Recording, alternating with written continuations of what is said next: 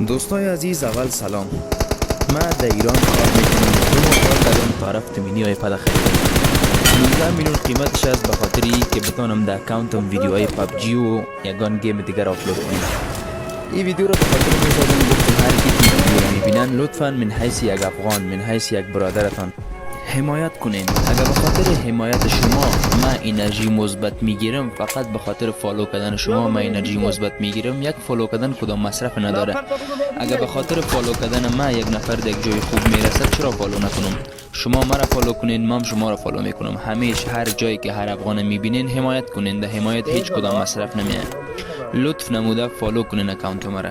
یک مثال میتون مردم هندوستان ببینین در گوشی های بسیار مدل پایین گیم میکنن، در گوشی که اصلا در افغانستان کسی گیم نمیکنه. ویدیوهایش مندازن در یوتیوب، در تیک تاک، میبینیم میلیون ها فالوورز و میلیون ها ویوز میگیره. حمایت میکنن. شما هم حمایت کنین، هیچ مصرف نداره. من میفهمم بعضی از شما خواد گفتن که فالوورز خیرات میخواد، ولی نه، زور نیست. اگر توی ویدیو را اسکیپم کنی من هیچ خبرم نمیشم سرت.